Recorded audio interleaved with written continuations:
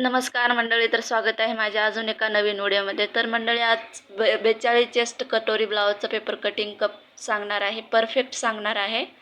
तरी व्हिडिओ नक्की शेवटपर्यंत बघा. तर मी इथे फोल्डेड साईड माझ्या साईडने आणि खुली साईड समोर आहे.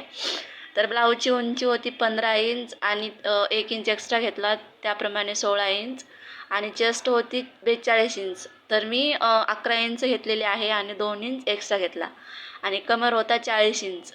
तर 10 इंच 40चा चौथा भाग 10 इंच घेतले आणि 2 इंच एक्स्ट्रा घेतला. बघू शकता इथे मी तर मोठा साईज असल्यामुळे गळा घेतलेला आहे 3 इंच आणि शोल्डर घेतलेली आहे 3.25 इंच. तर कधीही मोठा ब्लाऊज आलं ना तर गळा नेहमी 3 इंच घ्यायचा, म्हणजे परफेक्ट बसेल. खालच्या साईडनेही 3 इंच घेतलेली आहे गळा, बघू शकता. आणि गळा होता, गळ्याची उंची होती 7 इंच. तर गोल गळा होता.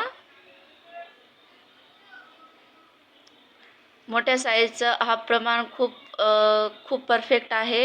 एकदा बनवून बघा. तुमच्याकडे मोठा साईजचा ब्लाऊज आला असेल तर ह्याप्रमाणे नक्की एकदा ब्लाऊज शिवून बघा. तर क्रॉसपट्टीची साईज खालच्या साईडने होती 3 इंच, 3.5 इंच आणि वरच्या साईडने 3 इंच. तर बघू शकता. आणि मुंडा होता 6 इंच. बघू शकता. गळ्याच्या साईडने 1 इंच आणि मुंड्याच्या साईडने 2 ते 2.5 दरम्यान टिका करून घेऊन मधोमध 6 इंच कटोरी होती. तर मधोमध मी कटोरी आखून घेतलेली आहे. तर दोन्ही भाग एकदाच कटिंग करून येतात. तर सगळ्यात आधी मी पाठीमागील भागाची कटिंग करून दाखवते मी तुम्हाला.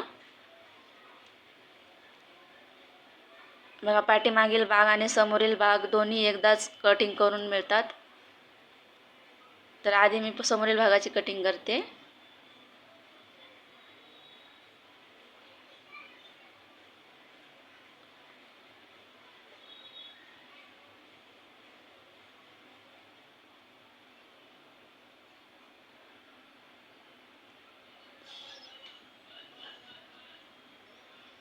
तर बघू शकता इथे समोरील भागाची कटिंग झालेली आहे. आता पाठीमागील भागाची तुम्हाला कटिंग दाखवते मी. फक्त 5 मिनिटात पेपर कटिंग करून तयार होतील. फक्त एकदा माझ्या पद्धतीने पेपर कटिंग करून बघा. तर हा गळा डीपनेक होता, त्याप्रमाणे मी 3.5 इंचावरती खाली टिक मारलेले आहे आणि वरच्या साईडने 3 इंच बघू शकता. आणि गोल गळा होता, डीपनेक होता.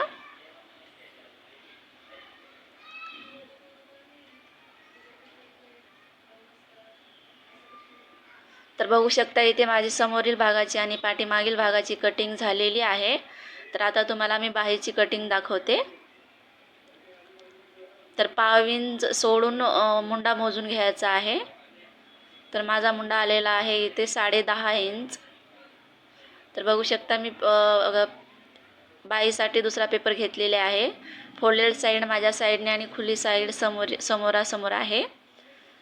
तर बाहीची उंची होती 6 इंच. तर मी 6.5 इंच घेतलेली आहे सिलाई मार्जिन पकडून. आणि मुंडा होता 10.5 इंच आणि दंडघेर होता 7 इंच आणि 1.5 इंच एक्स्ट्रा घेतला शिलाईसाठी. तर बघू शकता. तर आता मी मुंडा खोली घेत आहे 3 इंच. 3 इंचावरती मुंडा खोली घेत आहे. तर बघू शकता. आता मी मार्किंग करत आहे.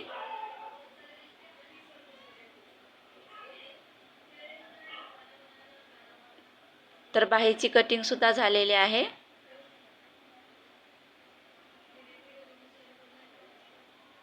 आता कटोरी वाढवायची तुम्हाला सगळ्यात सोपी पद्धत सांगते. बघू शकता. मोठा ब्लाऊज तुमच्याकडे आला असेल तर कटोरी सुद्धा तुम्हाला वाढवूनच घ्यावा लागेल. मोठ्या साईजची कटोरी थोडं मोठं घ्यावं लागेल. तर बघू शकता. जशाच तसे मी मार्किंग करून घेते. सगळ्यात आधी